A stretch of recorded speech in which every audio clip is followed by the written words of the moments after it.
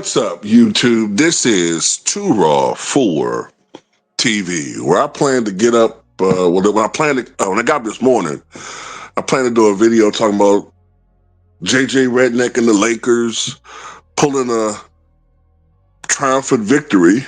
Gotta give them credit, without the so-called Big Three against the Portland Trailblazers, further devaluing LeBron James. To only find out that Dick Cheney died.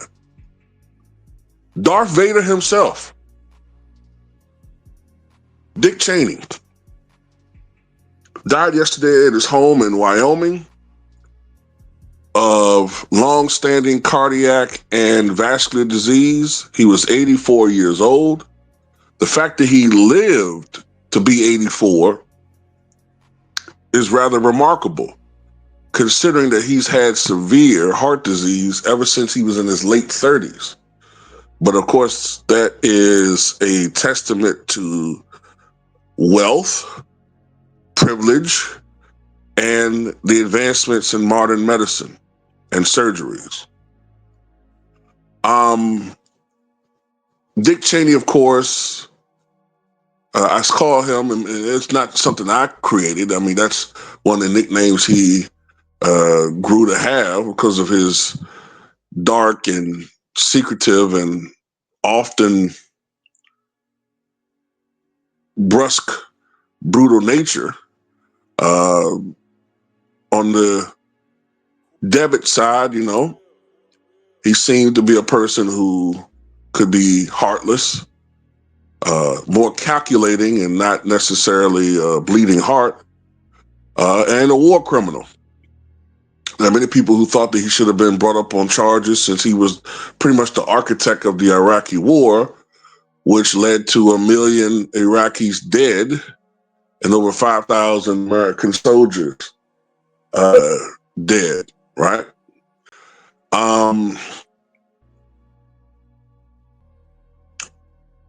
But at the same time, in later years, Dick Cheney became more of a darling of the left-leaning media, only because, in hindsight, what they thought was the worst president of all time, George W. Bush, pales in comparison to Donald Trump. And really, Trump took over the Republican Party, the party that was once dominated by George W. Bush and Dick Cheney and,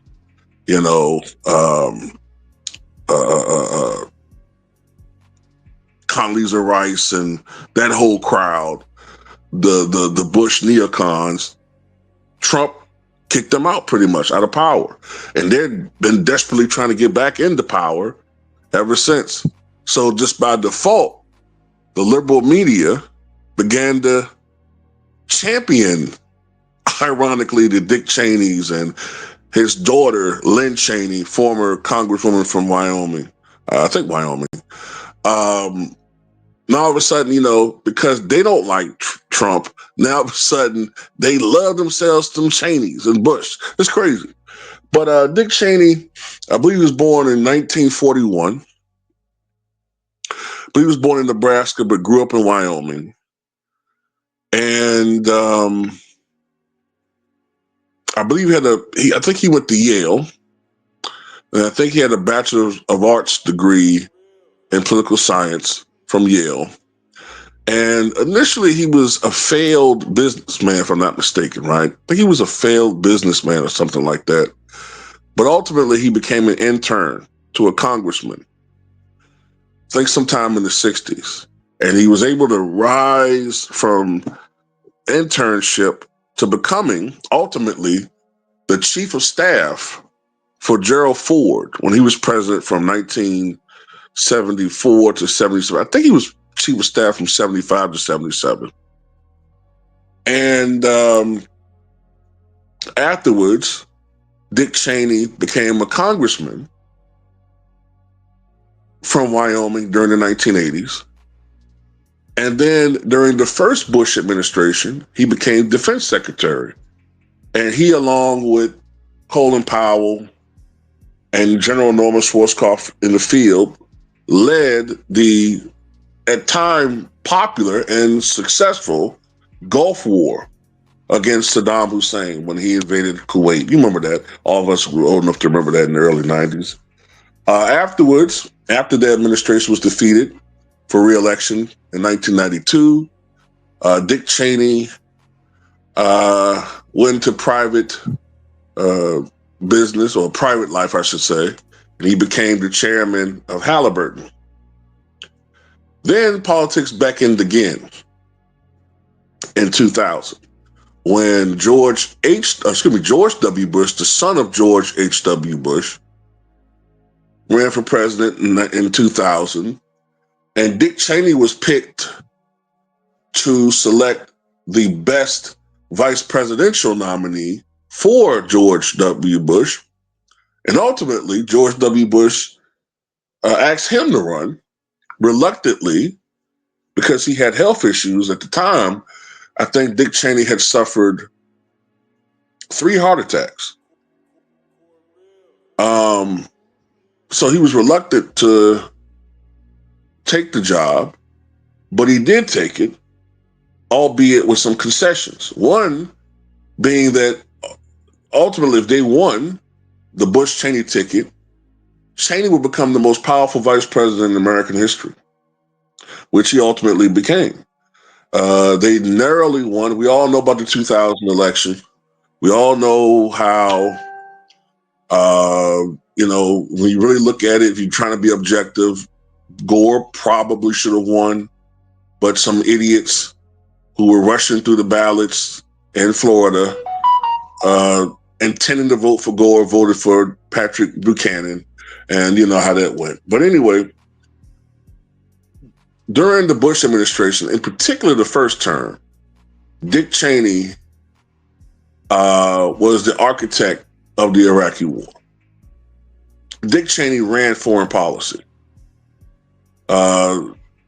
especially, like I said, during the first term. And he had a very secretive nature about him. He could be very stern. He could be an asshole, I guess. I mean, I'm trying to not say horrible things, but it is what it is. And, that war was very, very unpopular, obviously. A lot of people see that war as, look, if 19 Saudis attacked us, right? How did that go from this terrorist attack that was committed by 19 Saudis with connections to Al-Qaeda, led by Osama bin Laden? How did it go from us getting revenge on them to you pivoting to Saddam Hussein? A lot of us believe, well, that's because George W. Bush wanted revenge, because Saddam Hussein tried to unalive George W. Bush's father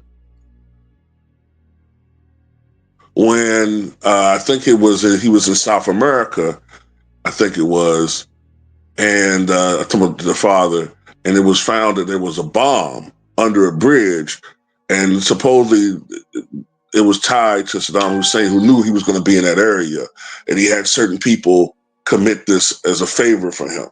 So that stayed in Bush's mind. And to be honest with you,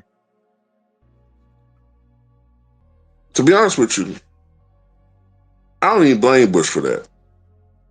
Because if somebody tried to off my daddy, I think I would do the same thing. But at the same time, I wouldn't drag 5,000 soldiers into it and unalive 1 million Iraqis allegedly behind it. But it is what it is. The war became very unpopular. It wound up being a quagmire. And ultimately, I don't think anybody would say we won that war. If anything, we destabilized the region for generations to come. Anyway, during the second term, Dick Cheney, because of the unpopularity of the war, he started having more health issues. He kind of receded more into the background. By the way, he had suffered a 4th heart attack after the election in 2000, and I think he had a 5th heart attack after he left office in 2010. By that point in time, he was in need of a heart transplant. He received that heart transplant. Some people criticize the fact that he was put ahead of the line like that, but ultimately he was able to live another 15 years because he was on death's door at that time. And since then, he became a huge critic of the Trump administration. As a matter of fact, I believe he's voted on a national ticket, Democratic, at least 3 times: 2016, 2020, and 2024. So, that goes to show you the hatred that the Cheney family has for Trump. So I don't expect Trump to say anything nice about Dick Cheney now that he's gone. But anyway, just want to talk about this for a little bit. Former Vice President Dick Cheney dead at the age of 84.